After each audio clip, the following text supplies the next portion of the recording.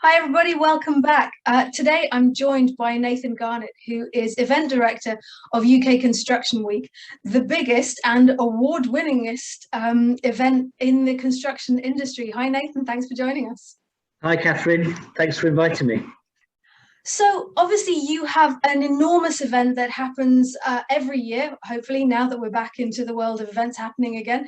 And I know for a lot of people watching this, they haven't been involved in events, or perhaps they've tried it once and it didn't kind of work for them. What would be your advice for someone on how to really make the most of this, how to really generate everything they want from it? That's a good question. And yeah, I mean, I've been doing events for 20 years, and I can categorically say the ones that do the best out of exhibitions are the ones that put the most in. So, I think a lot of people think when they book a stand at an event, they can stand back and let everything happen. But actually, that's where the kind of fun begins, really. From that point on, an event organizer should therefore be there on hand, really, to help you all the way through. There's an enormous amount of marketing benefits. It's not just getting a space at an exhibition, but you're getting social media support from the organizer, you're getting marketing from the organizer, and all sorts of tools that they can give you as well, so to help really make that show or event successful. So yeah, I always kind of look at the case studies that we've got from people who've done really, really well at the show, is the ones that kind of engage early on and talk to us the most. Because we like nothing more than an organizer who is ringing us up, an exhibitor who's ringing us up all the time, asking us for advice about what to do next. And that's what we're here for. So yeah, that's probably the biggest tip I'd give. There's loads of others, but in terms of perhaps also sort of a strategy, thinking about who you want to meet at the event, get an appointments diary, get that going for all your staff on the stand, and make sure that every appointment is accounted for, so that you go into a show with a full appointment diary. That's the organisers again should be there to help you with that, and that's because it's in their interest as well. I'd ask organisers as well, say, who can I approach to get to the show? Who's coming already? The organisers have that information too. Who's coming already that I could set up appointments with? There's lots of things to do, and I think it's just a case of keep asking questions, and hopefully that will help make it more effective for you. Make sure you sort of see the right people. Brilliant advice, thank you. I know for some organisations, looking at events can be quite pricey, getting involved in exhibitions. If you're perhaps thinking about taking a more modest stand space, does size matter? Can you still make it really work for you with a small exhibition space? Yeah, definitely. I mean, obviously, we'd like people to take bigger and bigger stands, but that's down to us. I think that's down to us to make it an effective event for them, and the size of your stand will increase if you need to see more people, if you've got more staff at the show. So it's kind of down to us really to make that happen. And yeah, but small spaces are equally as effective. I mean, I suppose it's to think about how you engage with people. How do you draw people in?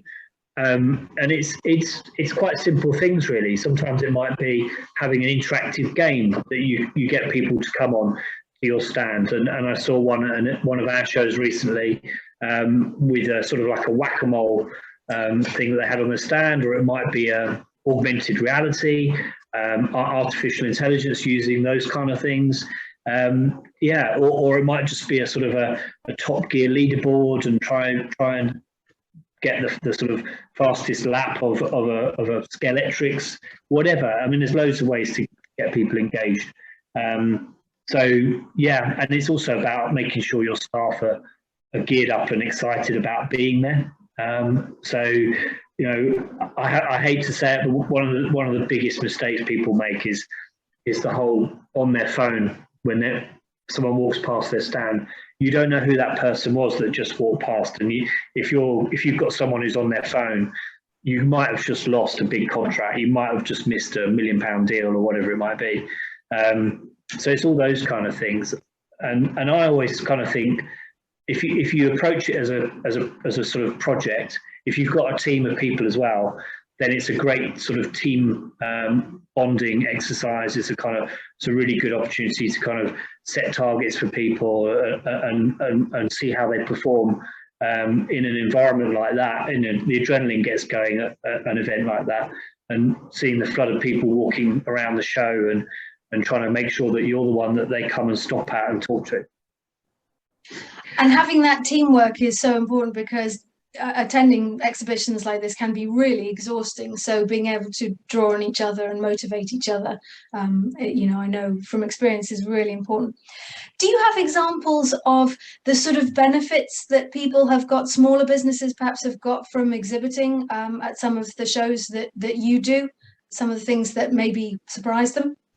Yeah, I mean, we've just come out of our first show in 18 months, UK Construction Week. So that was really interesting, because obviously I think people's perhaps expectations were a little bit more open. They didn't know perhaps what the event was going to be like.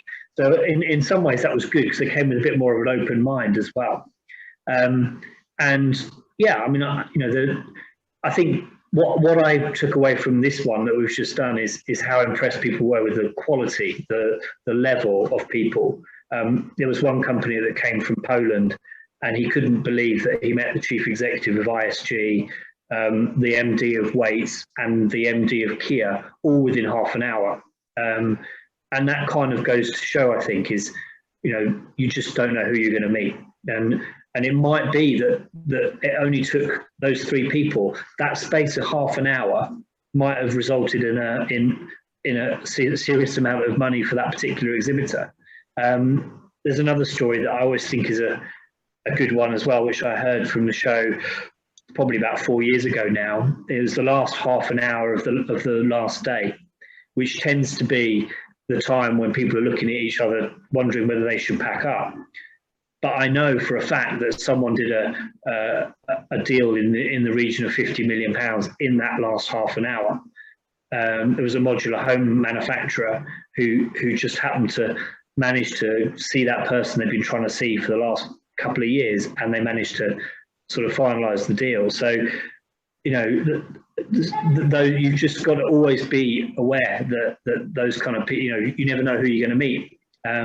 And that's the power of live events, I think, is, we've missed that. How does that happen in a virtual world? It does happen, but not in the same way. You can't tell someone's body language, for example, when you're on a virtual event, but when you see that person face to face, I think 90% of communication is through body language, isn't it? I think something like that. So yeah, that's probably a couple of the sort of things that stick in my mind as to, why I love what I do. Absolutely. And as you say, you're never going to know when the benefit will occur, but if you stick with it and really commit to it. Do you think it makes a difference I know some businesses really go crazy with the promotional items and the freebies and bits and pieces on their stand. Do you think that sets people apart? Is that important to do? I think those days have probably moved on a bit. Again, I'm going to use an example from the show last week, 2 weeks ago now. Mannock from Northern Ireland did an amazing thing where for every person that came onto their stand, they planted a tree, and they did it live via video link to Ireland. And then you could have they streamed it live, and you had your name on the tree. So there is a forest now in Fermar, where they're from, with all these names of all these delegates that came to their stand. And that, obviously, to talking about sustainability, the idea was that they actually made their stand a net zero stand, and hopefully probably positive, more of a positive impact. There were others doing similar things, actually. So I think those are more the replacement for the kind of promotional pens and things like that now. It certainly makes the delegate feel better and perhaps a longer lasting memory than a pen that that you might have 50 of back in the office. So yeah, I mean, other things probably more to do with sort of data capture and things like that, and getting people to enter competitions or or just getting people's sort of thought leadership, you know, just putting a blank wall on your stand and getting people to write down their solutions for the future. Those kind of ideas now, I think, you know, people had to think a bit more outside of the box, perhaps they've had 2 years to think about how to come back to a live event as well. So there's lots of really good ideas out there of how to engage with people at trade shows now.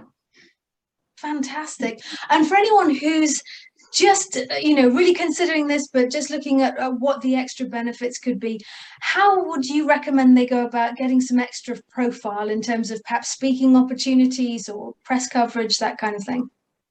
Yeah, again, I suppose, you know, the event we've just done, because it was so close to COP 26, we led with sustainability on day one. So obviously there were opportunities for companies that if they wanted to get involved with the content, they could do. You know, we have a CPD program. So if someone has an accredited CPD, we'll always be happy to discuss that opportunity with them.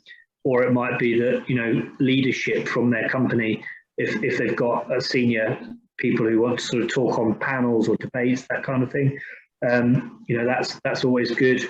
Or role models. You know, we've got our role model initiative, which we don't always want to be getting CEOs and MDs on stage. We want to hear from all sorts of people as well. And with the role models, we've done that. You know, I think last year we had over 350 entries. And you know, it's something that will grow year on year, and they're very engaged and they want to do more and more around the event. So every company probably has someone who should be a role model. So why not put them up for that and get them to apply, and then they might end up speaking at the show as well. So it's not just speaking as well. I think we always want to hear from people who've got an idea about doing something a little bit maybe outrageous or something that they didn't think they could ever do at a trade show. You know, you never know. Ask the question. You know, we've put houses in, you know, houses and 3-4 story houses into Olympia is normal business for us. So, you know, you never know what might be achievable. You know, we've made the middle of Olympia into a lake.